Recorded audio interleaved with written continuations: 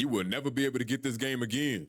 Check it out. That's right, man. It seems like another game is going to be delisted forever, and that game is Rock Band 4. So like it says right here in the first paragraph, developers have confirmed that the 10-year licensing agreement in place for the songs used in the base game comes to an end this week, which means it would need to be taken down on October 5th, 2025. That fucking sucks. I always wanted Guitar Hero or a Rock Band growing up, and I never got a chance to get that shit, man. So the fact that this shit is going away, and I might not ever be able to get this shit again unless I go on eBay, which I'm assuming is going to be, overpriced like a motherfucker on some of these websites I could possibly get this shit from. The fact that I might not ever be able to get this shit again is kind of sad because like I said, I never got a chance to play this and I definitely wanted to back then growing up. And then the fact that we have until October 5th to get this shit, yeah, I'm not gonna get this at all, man. It's already October 1st, you feel me? So it ain't really no point even trying to scramble to try to buy this motherfucker, man. But if you have the funds to do it, if you got the time, the funds, the energy, go ahead and get this motherfucker on or before October 5th. You only got a few days left. And as reported by Wario64